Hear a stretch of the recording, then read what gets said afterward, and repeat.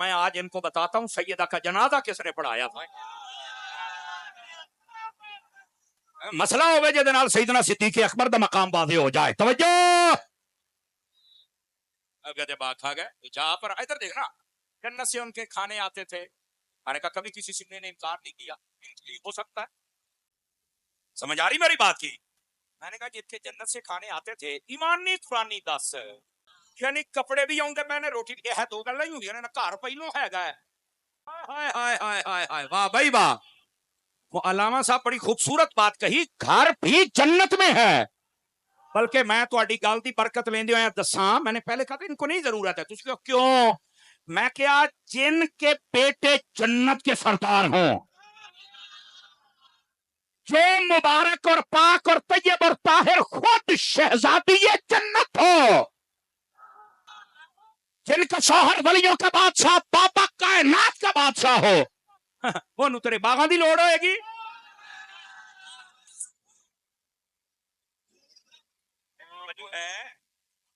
کیڑے کمی پہ گیا ہے کیڑے کمی پہ گیا ہے او کیڑے چرسیاں نو سن بیٹھا محدث اعظم دے نوکراں نو سن اعلی حضرت دے ملنگاں نو سن تانوں چا سناوے تے گل ہوئی نا جناب. بھائی کیا تماشے ہیں یار قسم خدا کی سمجھ نہیں آتی. ادھر دیکھنا سیدہ پاک فوت ہوئی کسی کو پتہ ہی نہیں تھا. میں کیا بلے گالو کرے جے تو اپنے ابے دا نہیں پتا تو نہیں ستو سویرے سمجھ نہیں مار دیا تھی جڑا کہندا نا سیدہ فوت ہوئی جی ابو بکر عمر سے آپ کو پتہ ہی نہیں لگا یہ وہ گل کرے جن ابے دا نہیں پتا لگا. رہ گئی بات پتہ لگا یا نہیں؟ میں ذمہ داری سے کہہ رہا. آپ کو پتا نبی پاک کے پردہ کرنے کے بعد حضرت سیدہ طیبہ طاہرہ زاہدہ عابدہ عالمہ رکیعہ مطیعہ ملکہ صابرہ شاکرہ فاضلہ عالمہ حضرت خاتون جنت رضی اللہ تعالی عنہا آپ کی خدمت کرنے کے لیے آپ کے گھر میں جو عورت تھی وہ کون ہے پتہ ہے؟ میں مٹھا جا دسن لگیا صرف غیرت نو چیک کرنا ہے. اس بی بی کا نام اسما بنت عمیس ہے. یہ بیوی ابو بکر صدیق کی ہے.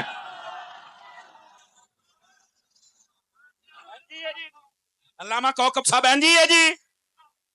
اگر میں غلطی کروں تو مجھے روکا جائے خود قسم خدا دی.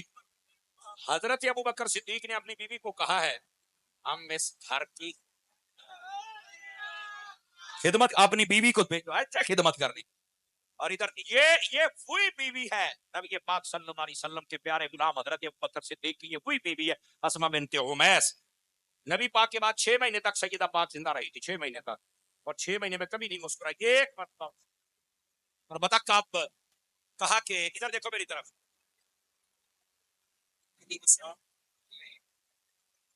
عورتیں جب فوت ہوتی ہے نا تو چار پائی کے اوپر ٹکرا ہوتا ہے لیکن میں چاہتی ہوں میں چار پائی کی کپڑے بھی کوئی نہ بیچے. اتنا پردہ تھا سیدہ کا.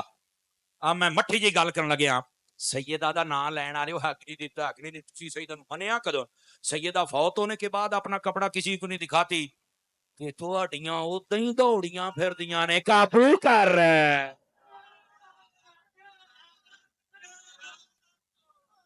ہوں چیکنا نہیں حوصلہ کر.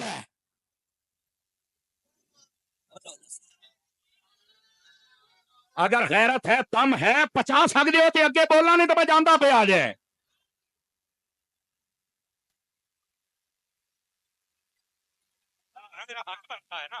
جزاک اللہ بھائی سلامت رہو. آمین آمین. مدینے جاؤ انشاءاللہ ادھر دے جوان سلامت رہن تے تواڈے ورگے بھرا سلامت رہن. ادھر دیکھو میرے بھائی سیدہ دا نام ہو لوے جدیاں بیبییاں پردہ کرن جنہاں دیاں سارے بازار کو من ہٹ. اور دوسری بات سننا سیدہ پاک کو حضرت اسما بنت عمیس ابو بکر صدیق کی بیوی نے کہا میں نے حبشہ میں دیکھا ہے عورتوں کا جنازہ جاتے ہوئے کپڑا بھی نظر نہیں آتا. سیدہ فاطمہ نے فرمایا کتنا میں جدو عورت فوت ہوندی ہے چار پائی تے رکھ کے کپڑے اتنے پا کے کفن پا کے نا تے درختاں دے پتے سڑ دیندیاں نے بیویاں باہر جدو جنازہ جاوے کسی کو پتہ نہیں ہوتا کپڑا بھی نہیں ویکھ کہتے نہیں کاٹ کے پتا چار پائی منگائی اوتھے شمی بنائی گئی او دے اوتے کپڑا پا کے پتے سٹے گئے بالکل جدو نہیں نہ نظر آئے تے حضرت فاطمہ مسکرا پئیاں کہن لگیاں ایداں قبرستان تائیں جانا مینوں پسند ہے. پہلی باری مسکرائیاں سن.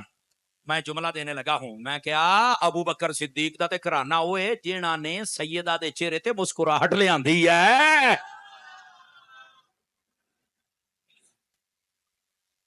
اسی صاحب اللہ اپنو برکت دے وے.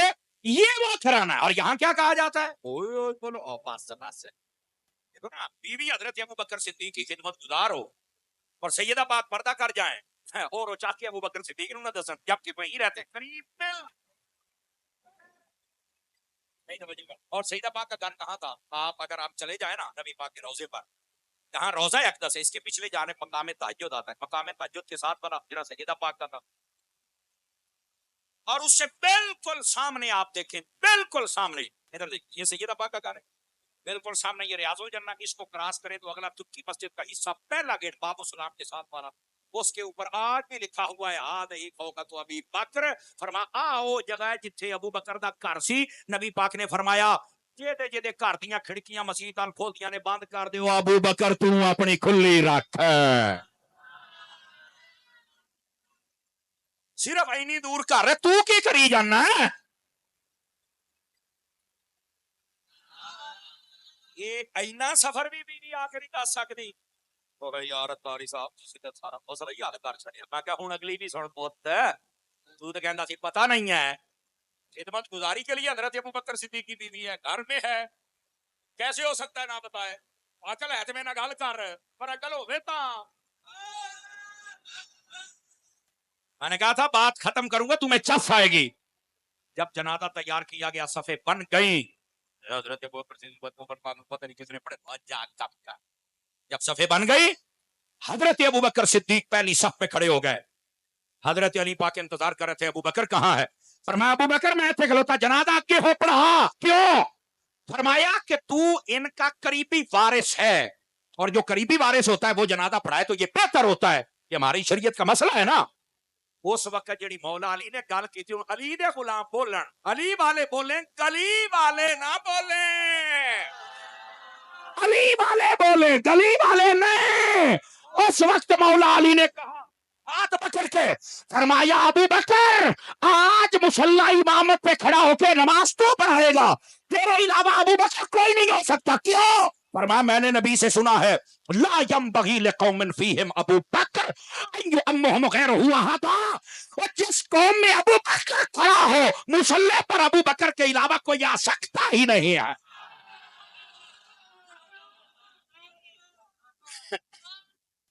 جزاک اللہ. مصلی پر ابو بکر کے علاوہ کوئی نہیں آ سکتا.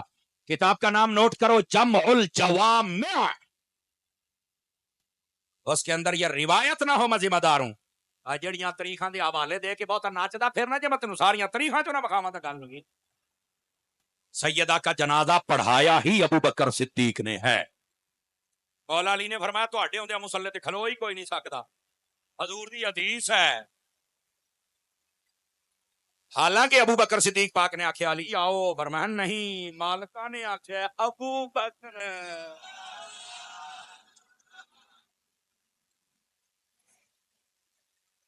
سواد آ گیا ہے. اللہ کریم ہم سب کو قادری قبول فرمائے. زندگی نے کبھی وفا کی تو دوبارہ ہماری زیارت کو آئیں گے.